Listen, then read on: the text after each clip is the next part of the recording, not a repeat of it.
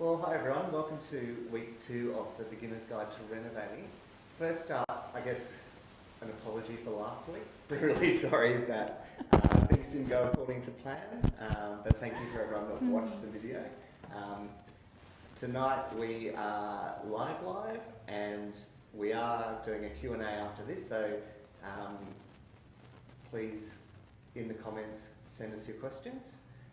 Tonight we have the wonderful Peter Charles from Brisbane Town Planning. She is our go-to town planner that gives us heaps of wonderful advice. But tonight she's going to give an overview of town planning and how the town plan, I guess, is structured, and then dive into some examples to show what you can do yourself to investigate your property, how to understand the information that brings. So over to me, I guess, hey? Okay, so I was actually having a chat to Jamin earlier this afternoon, and he goes, oh, roughly how long's your script? And I went, yeah, I don't have a script. I have a loose kind of plan. My intention is just to turn up today and just wing it, see where we end up. For all I know, we could be talking about unicorns and rainbows in half an hour's time. What are unicorns and rainbows? Yeah, let's start. No. So my plan today, loosely, and we'll see where we go, is to start by talking about what town planning actually is. Because we're going to have such a wide range or mix of knowledge levels within this group today watching this video. There'll be people that have never ever heard of town planning before. And believe it or not, there is a surprising number of people out there that just go, what on earth is town planning? So we want to make sure those people know what on earth we're talking about before we dive into some town planning stuff. Then from there, I'm going to talk about why on earth you want to care about this stuff. So how does it actually impact on you and your renovation? Then what we're probably going to do, I say probably because we could change things up, we're going to try and focus on how to actually access Brisbane City Council's interactive mapping program, how to search for your own property, how to bring up your own property report, and how to understand that property report. So we're going to look at how you actually understand the layout of that property report and what the terms within that property report actually mean for you and your future renovation. Sound like a plan? Sounds great. Cool, let's do it. So firstly, what on earth is town planning? So I always say to people, every time you do a structure on a property, so you do a carport, patio, new house, house renovation, you need what's called building approval. Now, building approvals were issued by council back in the day. So probably till the late 1990s, they were done by council. Then the industry was privatised. They're now issued by what's called private certifiers. If you want to be technically correct, I think they're called like building surveyors or something like that. No one ever uses that term except a private certifier. So we just call them certifiers for short. So they issue the building approval. Now, because council used to issue the building approval, people typically still call it council approval. So if someone comes to me and they go, oh, we need council approval, that's instantly what I think they're referring to. Whereas if I'm saying council approval, I'm thinking town planning approval. So town planning approval, now I'm just going to pull a random figure out of my backside here. Maybe 20% of the time you need town planning approval.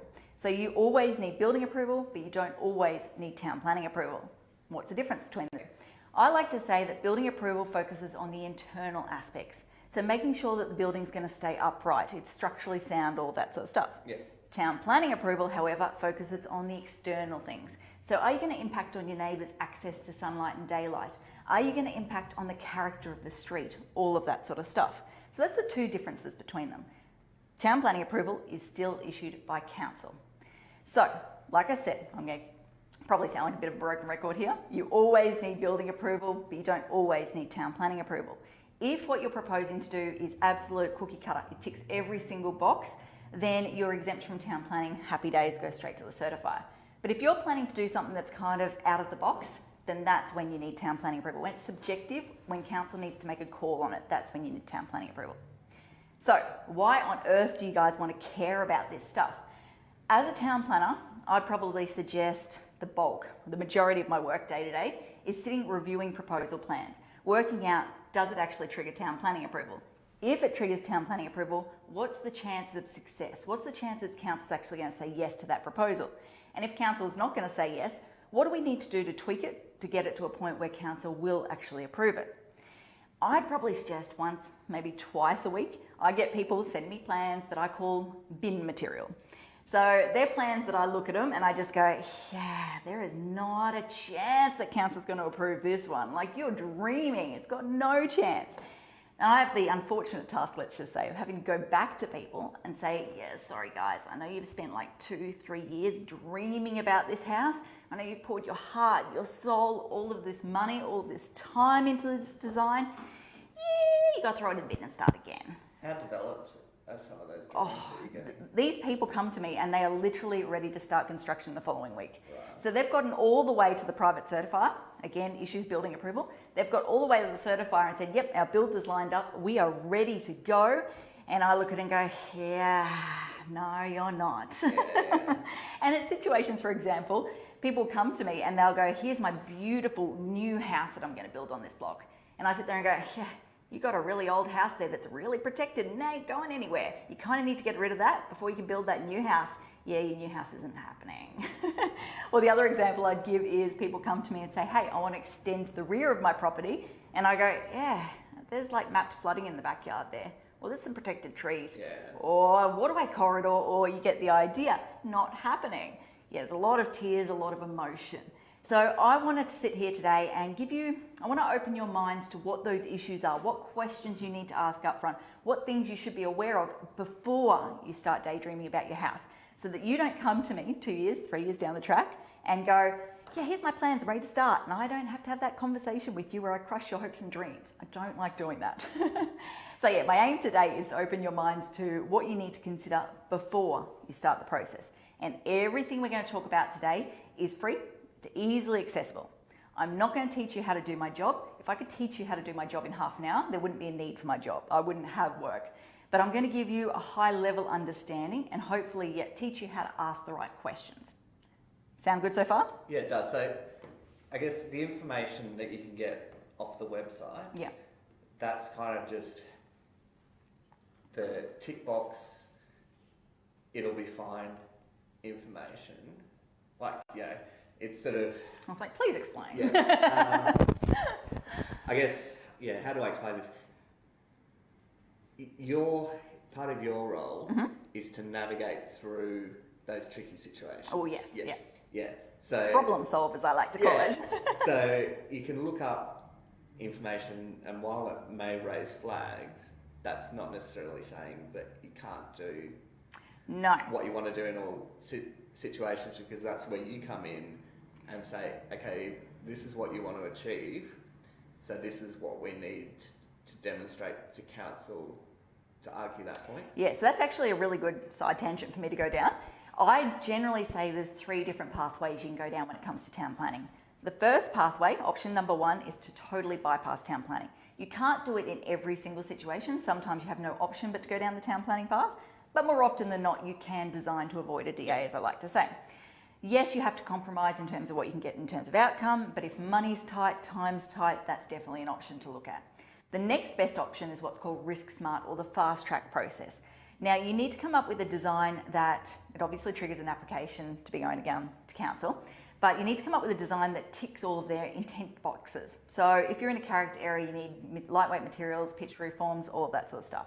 If you tick that box, happy days, fast track, nice and easy. You get a 20% discount on council's fee, generally speaking 2-week turnaround time. The third option is to go all out, push the boundaries and try and seek approval for the ultimate dream design. Now, you can push things too far. You can push it to a point where it's absolutely ridiculous and you go, there's no point lodging that application, you're going to get laughed at. But you can push things a certain distance and you know there's going to be some negotiation involved with council. So yeah, option 1 gives you the least options in terms of design outcomes, but it's cheap, it's quick. Middle ground, and then the final option is, yeah, it takes longer, it costs more money, but you have a greater chance of getting what you ultimately want. It depends what your drivers are, whether it's time, money, or design at the end of the day. Yeah, and what your priorities 100%. Yep. Yep. Cool, so should we dive into the process? Yes. So what I'm going to show you guys now, hopefully, is how to access Brisbane City Council's interactive mapping program. So the first thing that you need to do is come up here. I'm going to get used to sort of navigating while turning side on. We're going to go to Google, good old Google, and you're going to type BCC interactive mapping. Oh, I spelt it right. That was going to be awkward. You always dread that, hey? Where you're typing away and all something. Yeah, no, not pretty. Okay, so what you want to come down to is this one here. Brisbane City Plan 2014 mapping. And then when it loads, you want to come down here and you want to go to Brisbane City Plan 2014 Interactive Mapping. And this is when we get to the gold, if it'll load. So what you're going to see here is the image we had open before. So essentially it's a map of Brisbane.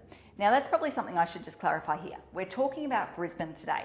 However, planning schemes across Queensland are QPP, Queensland Planning Provisions compliant, which means essentially they're all following the exact same layout. So even though I'm using Brisbane as the example today, the principles and the theories that we're talking about are universal across all planning schemes. So we're going to be talking about things called zones, overlays, neighbourhood plans. Everyone's going to have them. So if you're not in Brisbane, don't freak out. You can still pay attention.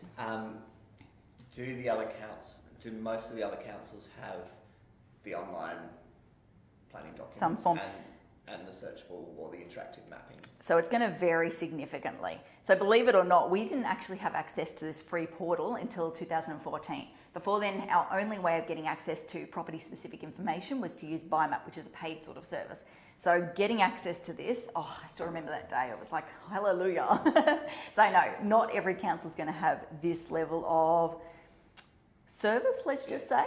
Brisbane is obviously a bigger council, has access to more resources, all that sort of stuff. But they'll have some form of interactive mapping, yeah. Okay, so what you need to do is we're going to come up here to this search button up the top here. Now, you can search based on property address, you can search based on the lot and plan, and you can also search based on the location. So if for some reason, I can't imagine why this would ever be, but if for some reason you didn't know your property address, or let's just say you were looking to purchase a property and you knew it's intersection of Street A and Street B, that's when you would use this location tab over here. So you can go just based on the suburb or the street and zoom in. Lot and plan, I don't like to talk in lot and plan numbers because it's just not how we talk, but some architects, designers, you guys probably use that terminology a lot more than we do as town planners. What we do is just the address there. So start with suburb. Let's go your office address. What's your office? It's Enoggera, isn't it? Enoggera, yes. So what you'll see as you start to type is a drop-down list appears. So we're going to go Enoggera. Which is really good for me because I can't spell. I love it. Okay, and your street name, Wardell? Yes. Oh, look at that for memory. And then your street number. 191. And then you go down to search. Now, we just got to wait a couple of seconds for the internet to catch up. I feel like we need some like lift hold music or something here that we can play. Okay, so what you see here is the search results. So we've got Wardell Street running around down there, Browns Dip Road down there. The outlines or the lines you see is the individual allotments. So if you see, let's say, what's an example? So this one over here, this camera captures it, but we've got a dark outline and then a really sort of greyish shaded line in the middle. That's going to be one holding. So that's going to be owned by one person or one entity, but it's two separate lots. Whereas these ones here are all individual lots. So we've got your office just down here. What we're going to do now is, actually, side tangent, I should warn you guys, this is like a rabbit hole. Once you start down this process, so if you're about to feed the kids dinner or you're about to do something, don't go onto this website because you are going to get totally sidetracked, especially the 946 aerial photos. That's addictive. You can sit there and go, what's this and what's this, and 2 hours later. So yes, that's a bit of a word of warning, hey? Make sure you've got the time before you start this process. Were you going to ask something just before I cut you off? No, I was going to, say the same thing. Same thing? Yep. Spend hours. There is a bucket load of information in this thing. Okay, so what we're going to do here is we're going to come up to, actually let's just turn on the map contents and I'll give you a quick overview of what you've got access to here. So under the first tab, you've got things like the property boundaries, contours, so you can see how slopey the block is. Slopey, technical term. Yep. The topography, there we go, that's a better choice of words. And then we're going to go down, what you can't see unfortunately because the TV's cutting it off, is we have access to aerial photos and we're going to have the 1946 aerial and the 2012 aerial photo there. Why is the 1946 relevant? Why have they done it? Okay, ask me that question when we get to talking about the traditional building character overlay. Don't let me forget it. Whole side tangent there. Okay, so then 1946 aerial photo and 2012 aerial photo. Then you're going to have the zoning map, which is going to list all of your different zones. Actually, this is going to be annoying. Let me just look at my laptop and I'm going to minimize this so that we can see it a bit better. Does that bring, look at that. I didn't make an idiot of myself. Okay, so then we've got the overlays here, the neighbourhood plans, and then a heap of other stuff you guys just do not need to worry about. So what you're going to focus on is maybe you're going to look at some contours up here. You're definitely going to have a look at the aerial photos, that 1946 aerial photo. Oh, thank me later, it is beautiful. Zonings, overlays, neighbourhood plans. Okay, so now that we've given you a little bit of an orientation, let's dive into the property report. So what you need to do is come up to this yellow tab up the top here, which says property. So you're going to click on that one. Then what you're going to do, your mouse is suddenly going to have this little box hanging off it. What you need to do is come over to your site and click within your property. Now what you like to see here, or what you see here is what I like to call the spinning wheel of death. You need to wait till that spinning wheel of death actually stops. If you get too excited and jump ahead, it's going to freeze everything up and it's an absolute pain. So wait until that little circle stops spinning. Now, what you're going to do here, just make sure we're on the screen, is you've got two different hyperlinks that you can click on. So one's going to show you the individual lot report and one's going to show you the property holding report. So I gave the example before where you had two different lots under the one property holding, the one ownership. As I said before, it's basically one's going to give you the individual lot and one's going to give you the two lots together, so the information for the two properties combined. Really, it makes no difference which one you click on, personal preference. I'm going to go lot details. So what we've got here, do I need to adjust? We're still capturing it right? Yeah. Okay, so let's talk through this property report. What you've got first up here is obviously the property address. Then we scroll down over here, you've got the site area. Now this is technically, I'm assuming in a body corporate, you've got multiple tenants, all that sort of stuff, so that's why it's just brought up that small allotment size. Typically you'd see like 405 square metres, 600 square metres, they're the typical lots that we see in residential areas. Now, we scroll down here and you have your zoning. Take note, we will come back to that. Next, you've got what is going to be seriously overwhelming, all of the different overlays. Don't freak out, I will explain what all that means later. Then, if we scroll on down, like I said, overwhelming number of overlays, you get to the neighbourhood plan. So they're the four different things that I want you to take note of here. Just to recap, we have the site area, the zone, the overlays, and the neighbourhood plans. We all good? Okay, so let's get out of this property report. I'm just going to have to look at my laptop here to close it. What we're going to do now is turn on these things. So let's zoom out a bit. So I'm just using the cursor on my mouse to zoom out, but you can come up here and just go in and out using that little baby right there. So we can still see the site in the middle there. What we're going to do is let's just start with, no, let's skip that. Let's just go zoning. So, oh, pretty colours. So when it comes to the zoning, there's something like, off the top of my head, I'm going to say 70 or 80 different zones. There's a ridiculous number of different zones. What are zones? Zones are a colour-coded system which tells you exactly what council expects to see on a property into the future. So council has very, very clear rules about what they want to see in each and every zone, and by having that zone on the property report, you can tell what council expects to see on your property. Even though there's like 70 or 80 different zones, really there's probably about 4 key ones that apply to residential areas that you need to know about. So the first one is, let's go character residential 1.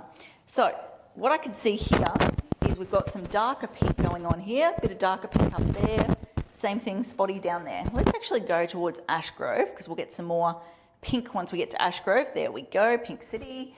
What you can see is the number ones. You probably can't see it through the live stream, but hopefully when you do your own investigation down the track, you'll see little ones. So that pinkish colour with the number 1, if we go over to the legend over here, you will see is character residential 1. Now, how should I do this? Should I talk through all the zones first or should I explain? No, let's take a step back and let's explain why you want to know about zones. Zones give you a very, like I said, very clear indication as to what council wants to see on a property. So you want to know about this for 2 key reasons. Number 1, you want to make sure you can actually do your proposed use on the property.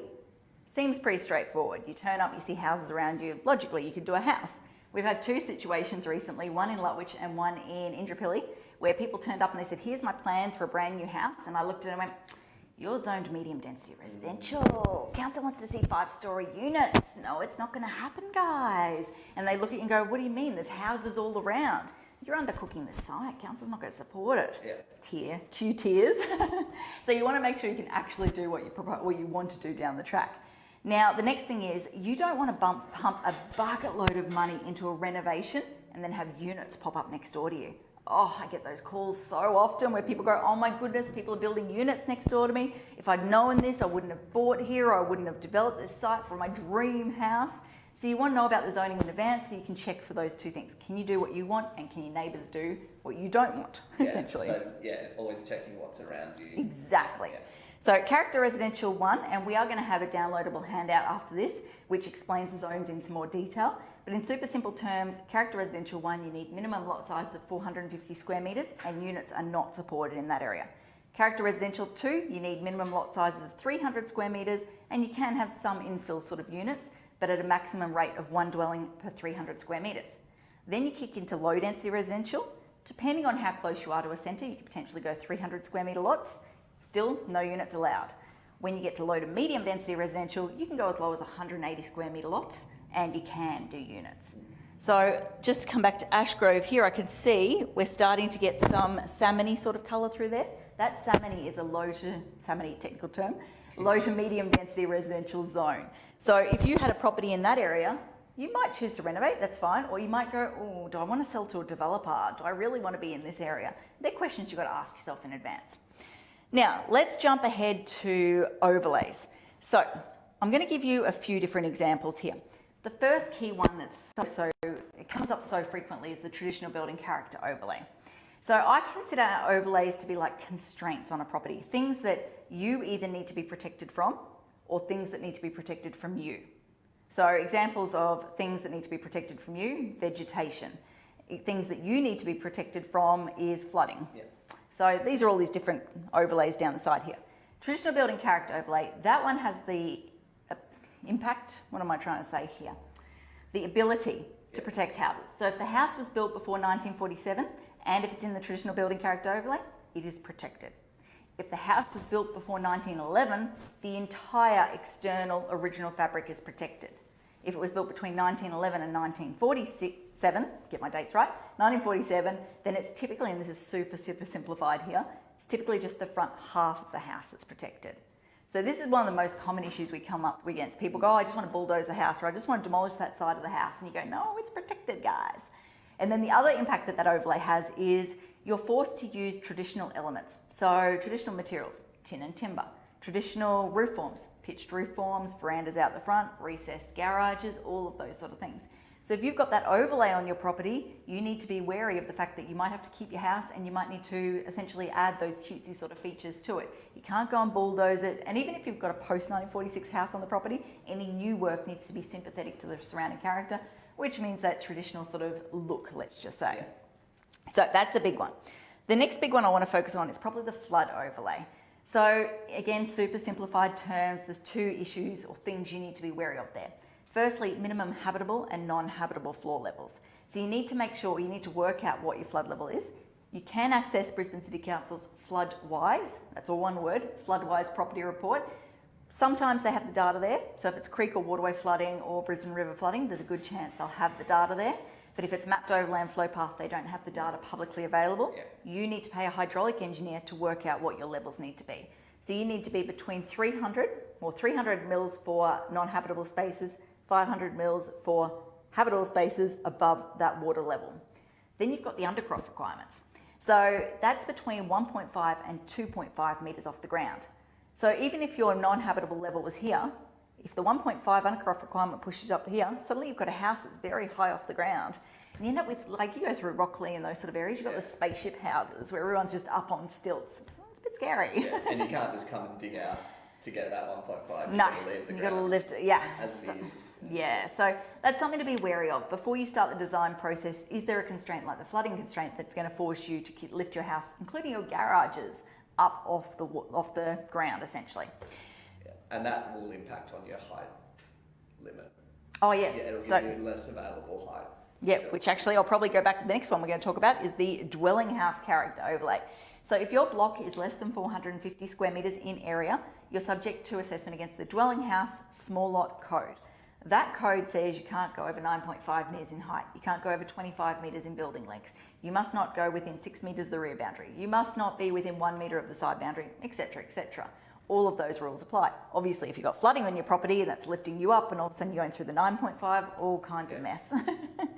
If your block happens to be over 450 square metres, if it's a large lot, you don't have any of those extra envelope requirements, but you still have the height requirements. So 9.5 metres and 2 stories. Everyone comes to me and they go, but I can fit 3 stories within 9.5. Yeah, no, that's not how the rules work. It's one or both of them at the same time. You can't pick and choose, basically. Yeah, and we could probably speak for hours Oh. on 3 stories. But Brisbane's not flat. Brisbane has sloping sides. I've heard it all. Unfortunately, it does not matter these days. And everyone goes, oh, but Joe down the street just built a house that's 3 stories. Yeah, Joe down the street probably had approved under the old planning scheme, and approvals can last for 4 years or so. So they've probably been sitting on it, then started construction. Yeah, no. And I think that's important, is that precedence doesn't mean anything. It's a famous saying, everyone always goes, in town planning, precedence does not exist. Yeah. The reality is it does. We can use examples, but in a legal technical perspective, it does not exist. And while this is the city plan 2014, there's still, it's evolving and growing and developing. 100%. Yeah. I remember back when I used to work for council, we actually had printed versions of city plan. Every time there was an update every 6 months, you had to pull one page out, replace it with another. They've intentionally not gone down that route because they know it needs to be updated and evolving constantly these days. You can't have a stagnated sort of fixed document. It needs to evolve. So yeah, it's always evolving. What someone was assessed against 6 months ago, 12 months ago can be totally different to what you're being assessed against now. So there are probably there's a heap of different overlays. You've got protected vegetation overlays, you've got heritage overlays, you've got, what's some other ones? There's a heap there, you can see them all. Yeah. Probably the acoustic. Yeah, so some of them, so that's probably a point I should make. And bushfire. It's 28 different overlays, but I'd probably suggest 20 of them are totally innocuous. They mean absolutely nothing for a house or house renovation application. So if you're talking units or higher use, 100% they're applicable. But when you're doing houses and that sort of stuff, it's not really applicable. So one of the extra downloads that we're going to give you guys is what I like to call a traffic light system, sort of grid. So it's got each of the different overlays listed, and then we've got house extension and new houses, the options. And then we've got green, orange and red colouring within each box. So the aim is you go, okay, I'm going to do a house extension, come down here, I've got this overlay, it's green, sweet, don't need to worry about it. Or come down, it's red, uh-oh, that's an alarm bell, I've got to ask more questions. So we're going to arm you with some, like I said, today we're going to go through a high level, but we're also going to give you some extra tools so you can continue to build your knowledge after today. So, conscious of time, so we'll probably roll on through the overlays, but you can spend ages learning about that sort of stuff. The next thing I want to talk about was neighbourhood plans. So neighbourhood plans are council's way of getting really granular with the rules. So in an absolute ideal world, every single property would have its own rules and regulations because it means we could be really specific in terms of what we wanted. Unfortunately, it's not realistic. You've got to come up with one set of rules that apply to the entire city. It's obviously going to have hiccups and problems all the time. Neighbourhood plans help you get somewhat specific. So it brings it down to a suburb type level. I suppose, for example, the benefit of the neighbourhood plans is that you don't get a 40-storey CBD building in a suburban location. Yeah, it can be a good thing and a bad thing sometimes. Yeah, it's recognising that there's a beneficial place for different types of activities. Exactly. Yeah. So when it comes to the neighbourhood plans, there's like 80 neighbourhood plans, something like that. It's a ridiculous number. It's constantly growing as they go through and split neighbourhood plans up because they become more fine-grained and all that sort of stuff. I'd probably suggest 90% of the neighbourhood plans can be totally ignored. They mean nothing. Like you go, let's say, Ashgrove Grange District Neighbourhood Plan or the Enoggera District Neighbourhood Plan. Those ones, yawn, they're boring. There's nothing to them. But there is some dangerous neighbourhood plans out there. So I'll give you a few examples. Ithaca District Neighbourhood Plan, sub-precinct NPP 008. So that covers a lot of areas like Red Hill, Paddington, Kelvin Grove, all of that sort of stuff. It actually says that if you have a slope at your property, which is greater than 1 in 8, so a 1 metre fall over 8 metre distance, you need to have a rear setback of 12 metres. That is double the standard 6 metre rear setback requirement. So it is huge. And covers probably most of the lock, yeah. in that area. Exactly. Or you go, let's say West End Neighbourhood Plan, sub-precinct NPP 008. Oh, that is a nightmare. I understand the intent behind the rules, let's just say. But basically, they're really, really old houses in that area, like really, really old ones. And then the cute ones that are low set to the ground. the rules are written in a way to say you can't lift those houses up and build a whole full story down below because they want to keep little humble cottages. Another example, let's just say Sherwood. Sherwood Graceful District Neighbourhood Plan. If you're in sub-precinct NPP 008, you need permeable driveways. No one likes permeable driveways. Everyone says to me, but I don't want to mow my driveway. Yeah. I'm sorry, the rules say you need a permeable driveway. So they're little quirks that have come about through specific local consultation and all that sort of stuff. So neighbourhood plans, I did want to try and create a traffic light system fact sheet for that one, but it was just, I gave up. I got about halfway through and went, oh, there's too many variables to account for here. So what I'm going to suggest is if you go to Google and you type in City Plan 2014, and this is if you're really, really advanced and you really want to get into this stuff. And there is people that go, no, I want to know every little detail. I'd normally suggest just reach out to a town planner, but if you want to get involved yourself, go to City Plan 2014. Down the left-hand side, you'll see like a table of contents. Drill down to the neighbourhood plan, find your specific neighbourhood plan, go down to the table, and you'll see some AOs on the right-hand side, acceptable outcomes. They're the rules that apply to your property. Just make sure you take note of the header that's above some of those rows, because not every single criterion is going to apply to every single site. There is some sub-precinct specific ones. So, but I wouldn't recommend that for most people. That's just if you want to get really into this stuff. So, take a breather. I've been talking a lot. We've obviously covered off how to find Brisbane City Plan, the interactive mapping, how to search for your property, how to bring up your property report, the different sections of information that you've got in there. So you've got property size, which is relevant when it comes to dwelling house character overlay, whether you have those extra building envelope requirements. We've looked at the zoning, which again, I said is going to show you what you can do on your property and what your neighbours can do on their property. We've shown you how to pick up the overlays. The overlays show you what constraints you have on your property, so what rules you're going to have to adhere to. And then the neighbourhood plans, just to check there's no weird and wonderful things like little humble houses that you need to adhere to. That's the main stuff I wanted to cover off. Do you want to fire any questions at me before we go to the proper Q&A session? I'm putting you on the spot here. I suppose probably my question would be, okay, I'm looking at a property. Mm-hmm. I feel like this is going to be an intense question. I've got to get ready for this. I'm looking at a property. Is there a way for me, not as a town planner, to be able to look at that information and say, I don't need development approval? Oh, okay, yeah. So I should have opened with this disclaimer. I hate disclaimers because I hate legal BS.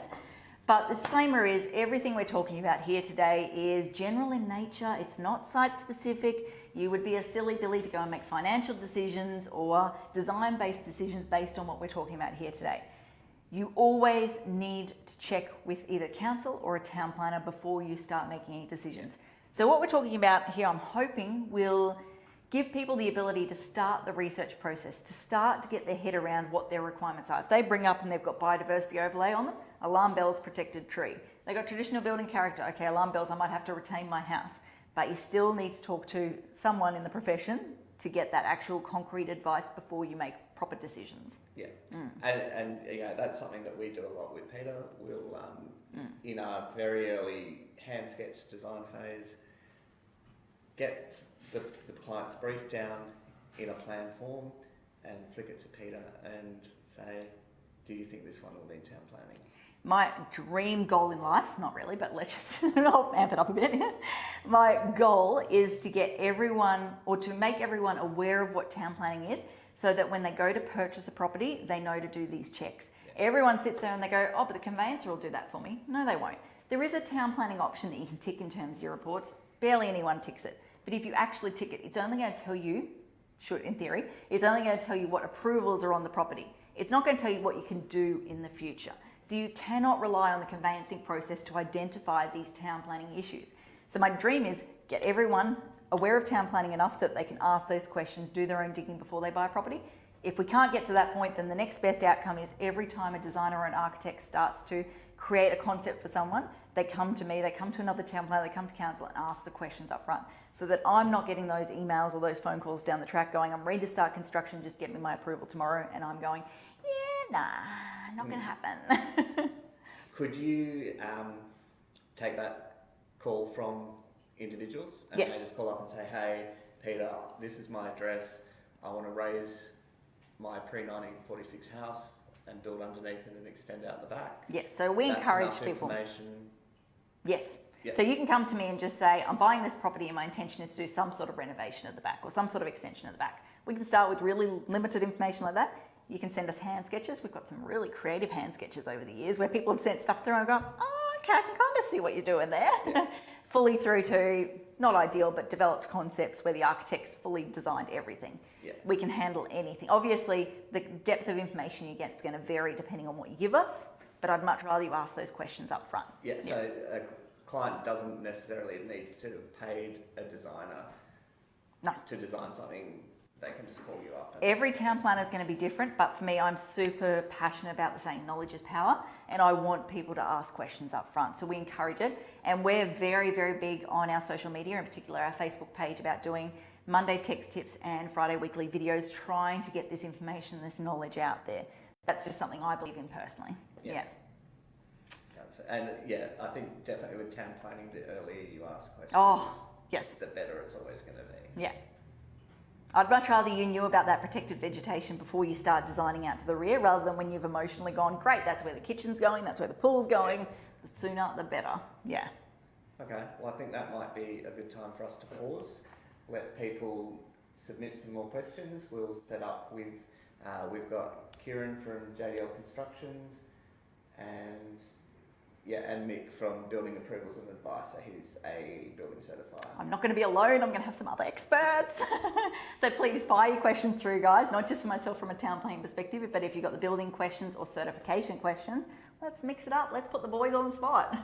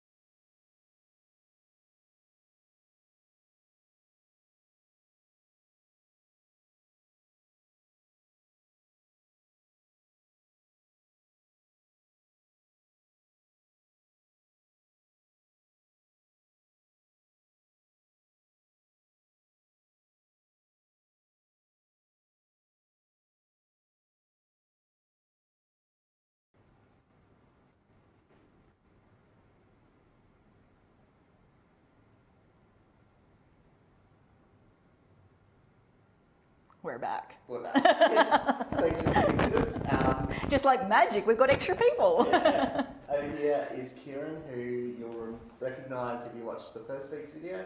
He is our expert builder for tonight. Joining us when he can is Mick. He's just super busy, so apologies for that. I just got to say something. I think you missed the colour coordination I know, memo. But I'm an architect, so I can wear black. Boom.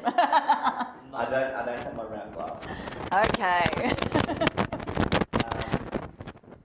So Have we got lots of questions? We've got a few questions. Oh, yes. You're not leaving us hanging. That would have been awkward. We've got a couple of questions on roughly how much a town planning application will cost. So I suppose, do we need to break it down to renovation or new build, or are they a similar cost?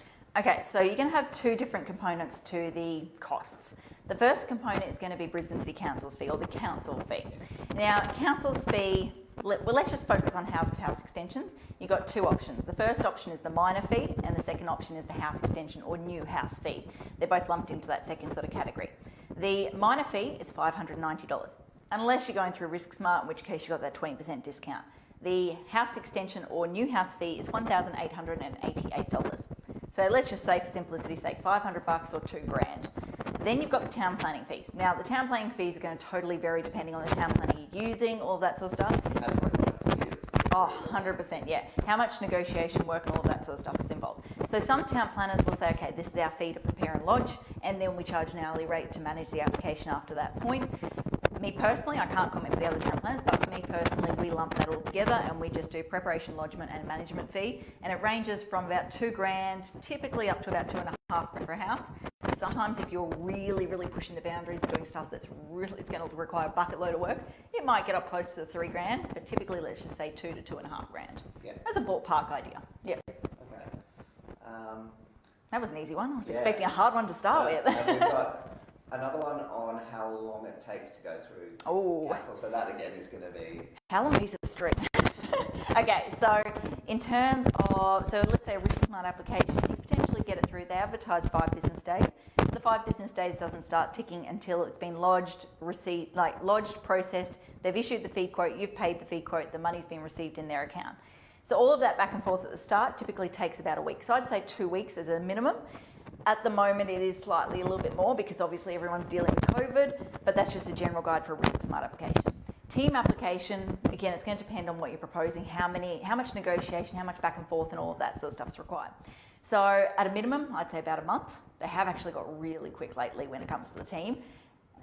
3 months is sort of for a mid-range application. If you're getting up to 6 months for a house, you've got problems. Yeah. Like there's some serious issues there. You shouldn't be getting that far. But when it comes to something more controversial, like say a massive subdivision for an estate, okay, that's going to be 6 to 12 months in council. But houses, yeah, let's say 2 weeks to 3 months is the ballpark. And it just depends how much, first up, how far you're pushing the rules, but then how willing you are to concede, let's say in the negotiation process. So if you go, hey, look, I'll just adhere to council's rules from the very beginning, okay, Risk Smart, straightforward. If you go, hey, I want to try it on and see how we go, okay, maybe 1 month, maybe 2 months. If you go, I really want to fight this and just see how high I can go, okay, 3 months. Yeah. Next, hit me. Yeah. Ready for you. Yeah. I can see you smugly looking at me going, sucker, you're getting it all. I'm going to get to you here.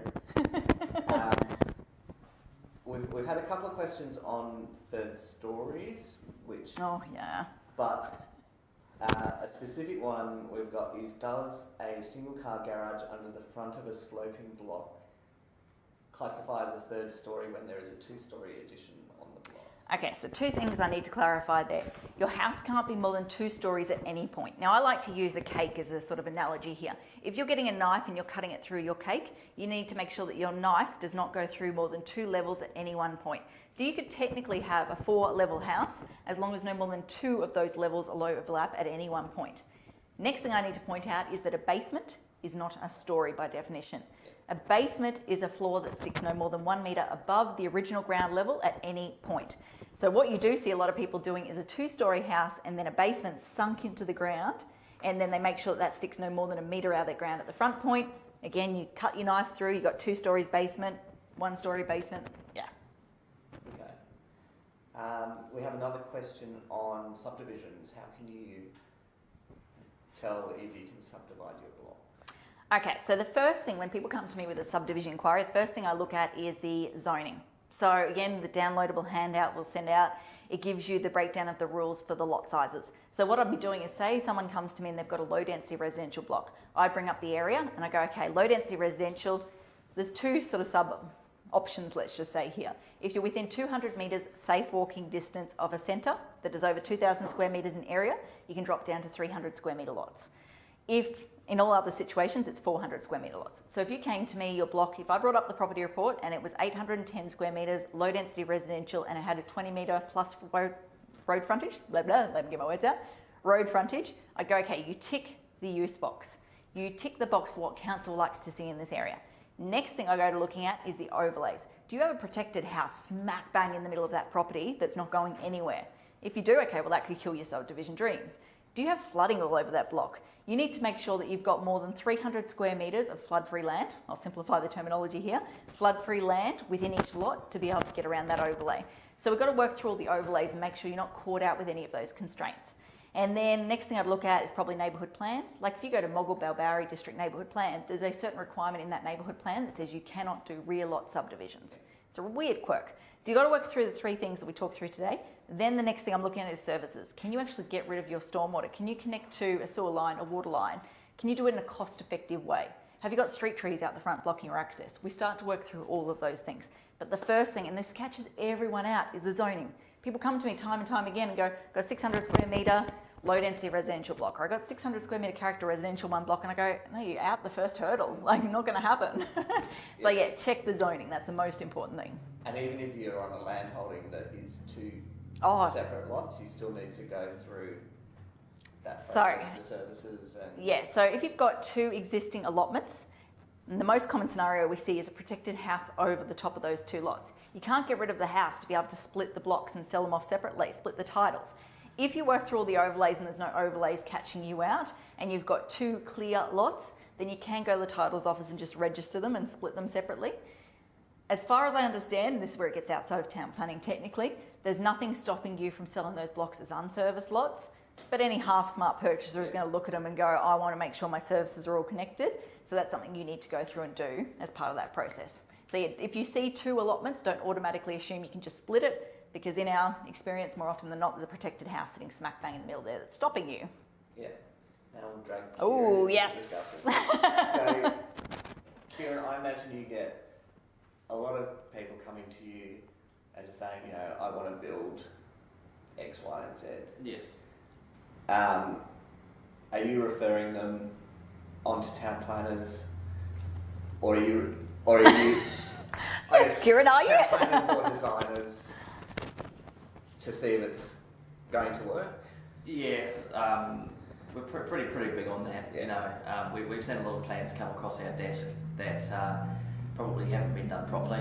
And the biggest thing for building is you've got to build the house that suits the block, but you've got to look at everything on the block first to design around it. Yeah. So we always recommend, you know, clients go to a design first, and then, you know, they engage with the town planner and everything like that. But you look at the block, look at the size, look at the town planning, you know, overland flow and everything like that, so that, you know, you're actually designing something that you can build and working out what you can but what you can't do. And then, you know, what works on the house next door doesn't mean that it's going to work on your house. Oh, it's so true. You can bring up property reports. Yeah. Bring up property reports for two sites side by side, and they can be totally different zone, totally different overlays, totally different outcome. You can't look at your neighbour and say that's exactly what I can do. Yeah. Yeah. And then as a builder, you have a role in carrying out the approval. Coordinating and coordinating approval. Yeah. So you, I guess what people need to be aware of as well is that when you get an approval, it comes through with a list of conditions. Yes.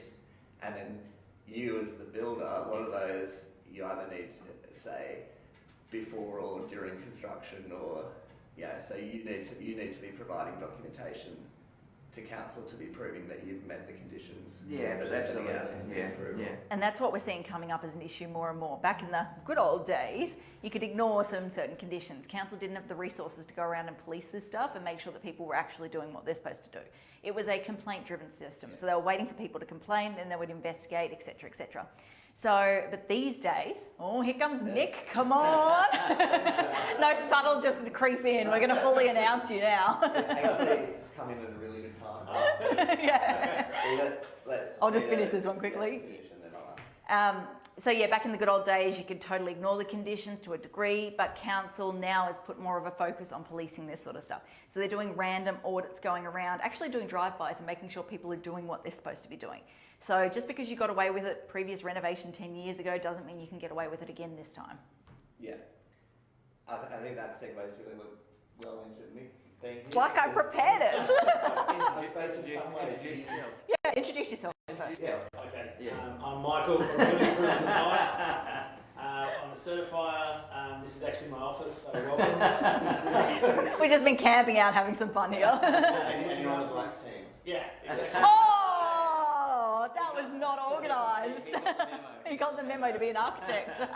But also been looking after these beautiful plants. Yes. That's me, in ISO, so that's great. It's a new career. Yeah. So you, as a building certifier, you have responsibilities, I guess, to make sure that people have building approval. Well, there are certain things that you can't approve until there's building approval. Town planning approval. Sorry, Yeah. town planning approval Yep. on them. So, you know, you might have someone that comes to you with some drawings asking for certification, and it'll raise flags with you, and then you'll be saying, actually, this needs a development application before I can even start my process. Yep. What we were saying earlier on is the ideal outcome is that people come to a town planner or get the town planning advice before they start down this journey. But the reality is all too often people get to the certification stage and then you're coming back and going, oh, we can't actually issue your building approval because you don't have town planning approval. Back to me. Yeah, exactly. So there are certain things that we need to be able to approve prior to the issuing the building approval. Town planning is one of them, but also engineering. It's the most important. Come on, let's be real. There's lots of different sort of gates that you've got to get through, and what we do is we check it against the town plan to make sure that it's self-assessable. And if it's not self-assessable, that's when we'll actually issue an RFI to say, well, actually, you need to be able to do this. And RFI stands for request for information. A request for information. Yeah. Exactly. Just clarify that. Yeah. So I suppose with renovating, we all agree that there's a lot of wheels in motion, a lot of cogs that need to mesh and combine, and collaboration is really key to having a smooth process through it.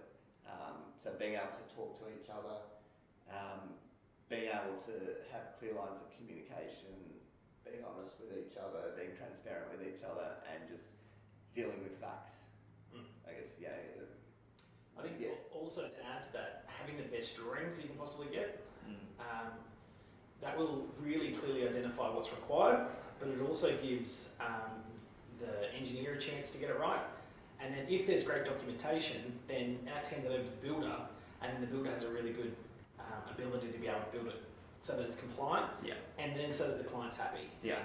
Because we see quite a lot of the time, if the documentation isn't up to scratch, there are discrepancies between what the owner was thinking and what's actually being handed over. Even though it might be compliant, it might not be what they're thinking. So I think that for me, getting that information right at the beginning so that then the planners know exactly what's being demolished, having that level of detail so that everyone understands what's going on, I think is absolutely critical. Yeah. I think that's probably a good point to make. You've got 4 professionals here today, 4 different areas, but there is a bucket load of other people involved here. Like you mentioned, engineer, you've got the structural engineer, civil engineer, surveyors, the list goes on and on and on. Yeah. And it's not, you can't expect one consultant to understand everyone else's realm, but it's understanding when to ask questions and having those connections there that you can go to ask for help. Yeah, and I guess don't try and cut corners. If you try and shave off, even if it's for money reasons, try and save a bit here at the beginning, it can buy you very expensively in the end, and usually that's going to be That's your problem. Well, Yeah. and I always joke, I love that I'm at the start of the process because it's all happy days then. I'd hate to be in your position. Everyone's got one to spend. Yeah. But yeah, no, look, I think the biggest thing, you know, we're the ones who finish the job, you know, and you guys are all involved in starting it. And I think the biggest thing is just having a good team of people who know each other and understand the rules and actually working together to design it right, you know, get a good designer who spends a fair bit of time and effort, you know, actually designing it, drawing it properly so everyone understands it, then taking it through the process and take it through to completion, you know. I think having a good team of people around you, it certainly makes life a lot easier. So. Yeah. Probably a good segue into what's coming next week if you want to take on that. Yeah, so next week, Mick's going to be sharing. It's going to be you in this hot seat, not me. I'll be the one so, strolling in at the end going, hello, I'm here. I've already got a lot of questions for next week. I'm going to come up with some creative, hard ones to ask you. It'll be fun. Yeah, just sharing your expertise on the building certification process, and I guess the red flags in there, or just things that can trip people up. So some of the things I want to cover are what are the first things that we check, because we're quite used to it. You know, we work with on a lot of projects at the same time, and so we see things that not all of the consultants get to see. So there are certain things that we go through right at the beginning to make sure that it's actually correct and to make sure that it's not going to have those red flags further on down the track. So I've got a bit of a cheat sheet on what are the first 10 things that we check, and what do they mean? Because there's a lot of jargon in the industry. So, you know, some of those things that we're going to talk about might be a bit of a jargon busting session as well, that's where we're going to bring these guys in to go through it. Awesome. Okay. That's probably one final comment I'll spring off that one. The handout, I believe, and hopefully this is the way it's going to work, we're going to do a post following this on the Gem Building Design group page, which has the links to all the different downloads. So be sure to check it out. Yeah, and if anyone has any other questions, please feel free just to leave it in the comments, and we can still reply to them in the coming week. Can I ask one quick question for Pete? Oh, Yeah. I thought I got away with it. No. So you obviously, you know, you're based in Brisbane. Yeah. Do you? I'm nervous right now. I'm like, where's this No. going? No. Do you have a preference over, you know, specialising in homes through town planning or major developments or large subdivisions? You know, have you done a lot of experience in all those, or do you have one particular area that you prefer to work in, and what do you like the best? Okay, so my experience, this is a good question, it gives me a chance to talk about myself. There we go. So my experience, I've been in the industry over 15 years now, started working for council, moved to working for a private firm on the north side of Brisbane, then started my own business almost 6 years ago now. Through that time, I've done everything from an application for a gatehouse, believe it or not, Ascot, smallest job I've ever done. Actually, no, a set of stairs is another small one I've done, right through to a mine and a high rise. Like I've done the full round of everything. However, since I started my own business, I realised I wanted to really niche on a specific area. Yeah. So we just do Brisbane, because it's one thing to be able to read the rule book and read what the actual requirement says. It's another thing to know how council's interpreting it. There's a lot of grey going on there. So I didn't want to sit here and say, well, I can tell you what Moreton Bay says on the rule book. I want to be able to say, I can tell you how they interpret that and what that actually means. So I found, being a one town planner firm, if we spread ourselves out too thinly, it was just too hard. So niche down, just Brisbane. We've naturally found ourselves doing a lot more house extensions, but we still do subdivisions up to 10 lots and units up to 10 units. If you get above that, I generally refer people on to other town planners who have more experience, because again, it's not something we're doing day to day, so it's not something I can say, I know exactly how council's going to handle this because we did that application last week. Yeah, it's more specialising in a particular area. And other town planners, they have a much bigger team, and therefore they go, okay, you're specialising in Moreton Bay houses, you're specialising in Ipswich houses or whatever. Yeah. But because we've chosen to keep our business smaller, it allows us to focus. So if you have any questions about Brisbane, come and see Peter. Yeah, I'm here. Cool. Well, thanks a lot everyone for watching, and hopefully we'll see you next week. Awesome. Thank you. Bye. See ya.